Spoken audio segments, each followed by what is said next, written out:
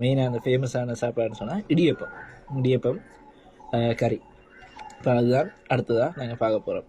இப்போ இவங்க ஸ்பெஷல்னு சொல்லி இடியப்பம் சொல்லியிருந்தவே அரிசிமா இடியப்பம் ஏன்னு சொல்லி பார்ப்போம்.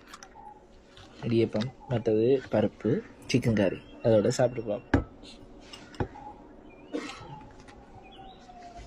இப்போ மத்தியம் ரைஸன் கறி எடுக்க ட்ரை பண்ணால் அது இப்போ அதை விட பிரியாணி எடுப்போம்னு தான் போனேன். இப்போ சிக்கன் கறி என்னமா இருக்குன்னு அவன் தனியே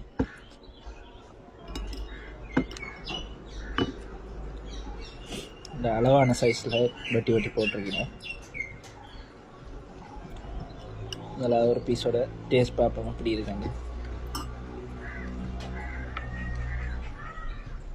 அரிசிமா இடியப்பம் ஓகே, கொஞ்சம் சாஃப்டாக தான் இருக்குது. குழம்பும் பருப்பும் மட்டும் சாப்பிடு.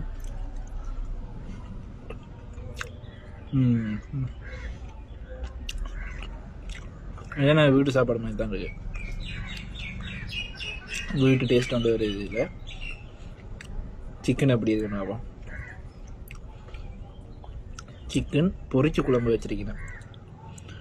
இப்போ நேற்று வவுனியா போனேன், அண்டையும் அண்ணா விட்டு அப்படி தான் பொரிச்சு குழம்பு வச்சா அந்த டேஸ்ட் கொஞ்சம் வித்தியாசம் நல்லா இருக்கும். இப்போ அந்த வீட்டுக்கறியை பொரிச்சிட்டு குழம்பு வச்சா எப்படி இருக்குன்னு யோசிச்சு பாருங்க. யாழ்ப்பாணத்தில் அந்த மாதிரி ஒரு டேஸ்ட் வந்து இதில் வேறு இது. நீங்கள் வந்து ட்ரை பண்ணி பார்த்துருந்தீங்கன்னா கீழே கமெண்ட்டில் சொல்லுங்கள் நீங்கள் என்ன சாப்பிட்டீங்க, டேஸ்ட் எப்படி இருந்தான்னு சொல்லி.